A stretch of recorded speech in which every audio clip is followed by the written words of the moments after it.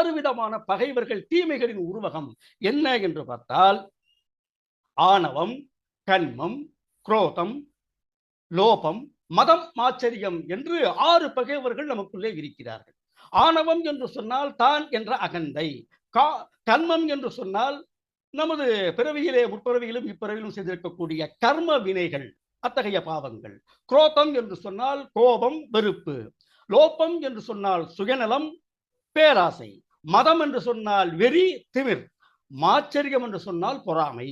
இந்த குரோதம் முதல் மாச்சரியம் வரையான அந்த 4 தீய குணங்களையும் சேர்த்து மாயை என்று ஒற்றை சொல்லால் அடைப்பார்கள். இந்த ஆணவம், கண்மம், மாயை ஆகிய 3 உருவகங்களாகத்தான் சூரபத்மனுடைய சகோதரர்களும் திகழ்கிறார்கள்.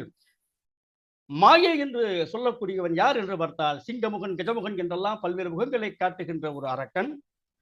அதுதான் மாயையுடைய உருவகம். அடுத்ததாக தாரகன் என்று சொல்லும்போது கர்ம வினையனுடைய உருவகம். அவனை கிரௌஞ்ச மலையிலே ஒளிந்து கொண்டிருப்பவன் என்று சொல்லுவார்கள். இல்லை, கிரௌஞ்ச மலையே அவனே தான். அந்த வளர்ந்து கொண்டே இருக்கக்கூடிய மலை என்று பெயர். அதாவது நமது பாவச் செயல்களும் கர்ம வினைகளும் வளர்ந்து கொண்டே, மலைபோல் வளர்ந்து கொண்டே இருக்கும் என்று சொல்வார்கள். அதை முருகப்பெருமானுடைய ஞானமாகிய வேல் தகர்த்தெறிகிறது என்பதை உருவகப்படுத்துவதற்காக தாரகனை மலையோடு ஒப்பிட்டு சொன்னார்கள். அடுத்ததாக இருக்கக்கூடியது இது இரண்டும் கடந்த பின்பு பார்த்தால் தான் என்ற அகந்தை, அதனுடைய உருவகம்தான் சூரபத்மன்.